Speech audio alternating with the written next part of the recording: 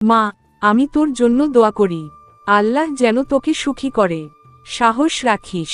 সুরাইয়া চোখ ভিজে বলল, আম্মা, আমি শুধু চাই আপনি আমার পাশে থাকুন। শেষের অশুভ ছায়া। সবাই যেন ধীরে ধীরে রাফি আর সুরাইয়ার ভালোবাসা মেনে নিতে শুরু করল। কিন্তু অন্ধকারে কামালের চোখ জ্বলছিল। সে মনে মনে বলল, তোমরা ভাবছ আমি হেরে গেছি? না, আমি শেষ চেষ্টা করব। তোমাদের সুখ আমি মেনে নেব না। রাতের আধারে তার সেই দুষ্টু হাসি ভেসে উঠল। রাত গভীর, আকাশে চাঁদ আধো আধো মেঘে ঢাকা। গ্রামের পথ নিস্তব্ধ, মাঝে মাঝে শুধু কুকুরের ডাক ভেসে আসছে। এই নির্জনতার মাঝেই কামাল নিজের ঘরে বসে কুচক্রি পরিকল্পনা আঁটছিল। তার চোখে রক্তিম দৃষ্টি, ঠোঁটে শয়তানি হাসি। যদি সমাজ আমার পক্ষে না থাকে, তবে আমি নিজের হাতে ওদের জীবন শেষ করে দেব। সুরাইয়া আমার হবে, নয়তো কারো না। এক বোতল কেরোসিন আর একটা ধারালো দা টেবিলের উপর রাখা। কামালের দৃষ্টি সেগুলোর উপর পড়তেই যেন শয়তান তার কানে ফিসফিস করে বলল, এবারই সময়ে। রাফির স্বপ্ন। ওদিকে রাফি বসে আছে নদীর ধারে। হাওয়ায় ঢেউ খেলছে, জোনাকির আলোয় চারপাশ ঝিলমিল করছে। তার চোখে একটুখানি স্বপ্নের ছোঁয়া। সুরাইয়াকে আমি একদিন নিজের ঘরে আনব। ওর হাসি হবে আমার জীবনের আলো। আল্লাহ যদি চান, আমাদের ভালোবাসা জয়ী হবেই। রহিম পাশে বসে চুপচাপ শুনছিল। শোন রাফি, আমি তোকে অনেকবার বলেছি, কামাল বিপজ্জনক। সাবধানে থাকিস। রাফি শান্ত গলায় উত্তর দিল, আমি ভয় পাই না রহিম। তবে হ্যাঁ, আমি জানি ও সহজে হার মানবে না। সুরাইয়ার ভয়।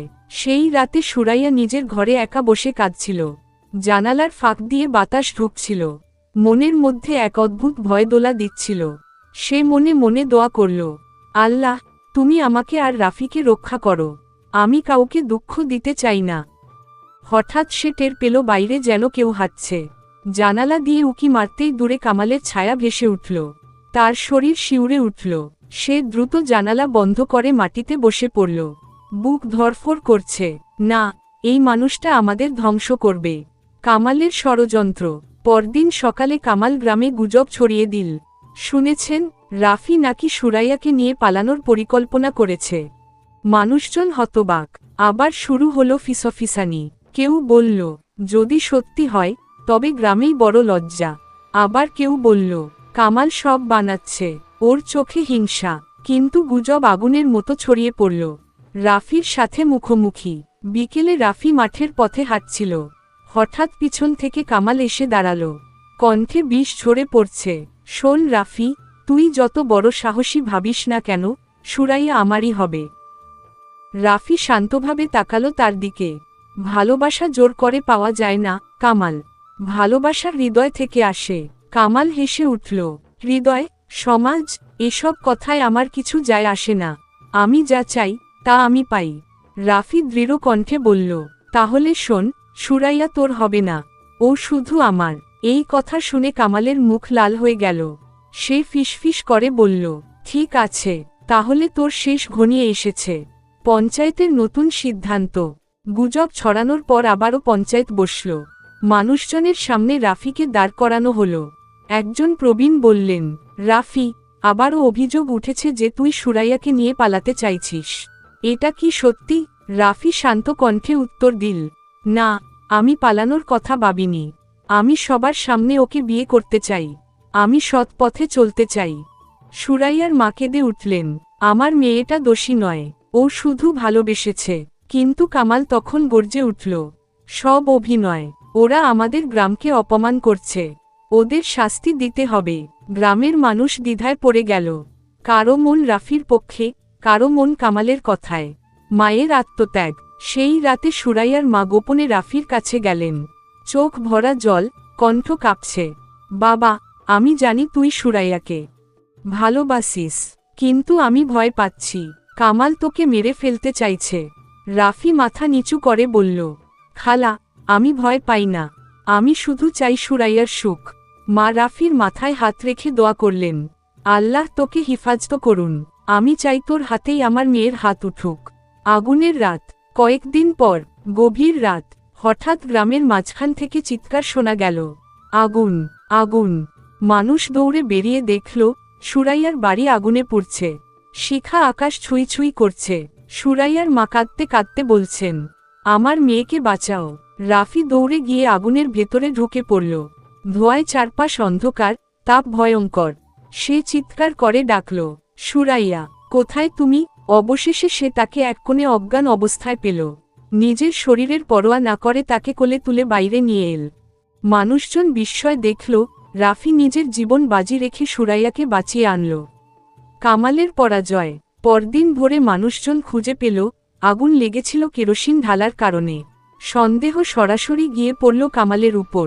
একজন বৃদ্ধ বললেন, আমরা সবাই জানি এ কাজ আর কারো নয়। কামালকে ধরে আনা হলো। সে কাঁপতে কাঁপতে বলল, আমি কিছু করিনি। কিন্তু তার চোখের দৃষ্টি, তার হাতে কেরোসিনের গন্ধ, সব প্রমাণ করল আসল অপরাধী সেই। মানুষজন একসঙ্গে গর্জে উঠল, লজ্জা, লজ্জা। সুরাইয়া ও রাফির দৃঢ় প্রতিজ্ঞা। আগুনে অনেক ক্ষতি হলেও তারা দুজন বেঁচে গেল। সকালের আলোয় রাফি সুরাইয়ার হাত ধরে বলল, আমরা অনেক কষ্ট সহ্য করেছি, কিন্তু এবার আমাদের জয় হবেই। আমি তোমাকে সবার সামনে বিয়ে করব। সুরাইয়ার চোখে জল, ঠোঁটে মৃদু হাসি। আমি সবকিছু সহ্য করব, যদি তুমি পাশে থাকো। মানুষজন এবার ধীরে ধীরে মাথা নাড়ল। হ্যাঁ, ওরা অন্যায় করেনি। ভালোবাসা অন্যায় নয়। শেষ দৃশ্যের অশনি সংকেত।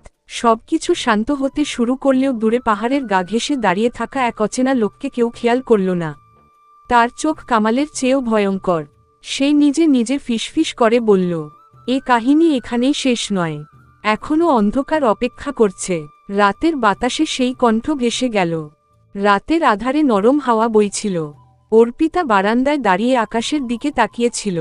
চারদিকে নিস্তব্ধতা, মাঝে মাঝে কুকুরের ডাক, আর দূরে গ্রামের বাঁশঝাড়ে পাতার ঝিরঝির শব্দ। কিন্তু তার মনে শান্তি নেই। মন তার ভেসে যাচ্ছে বিগত দিনের ঘটনায়। অয়ন হঠাৎ করে কেমন যেন পরিবর্তন হয়েছে। আগে ছোট ছোট ব্যাপারে হাসি খুশি থাকত, কিন্তু এখন প্রায়ই তাকে গভীর চিন্তায় ডুবে থাকতে দেখা যায়। অর্পিতা একবার মনে মনে ভাবল, ওর মনে আসলে কি চলছে? আমাকে কিছু লুকাচ্ছে না তো? পরের দিন বিকেলে অয়ন বন্ধুদের সঙ্গে মোড়ে আড্ডা দিচ্ছিল। হঠাৎই সুমন বলে উঠল, দোস্ত, তোকে দেখি এখন অনেক চুপচাপ। আগে তোকে নিয়ে হাসি ঠাট্টা জমতো, এখন তো তুই শুধু মোবাইলে তাকিয়ে থাকিস। অয়ন হেসে বলল, না রে, তেমন কিছু না।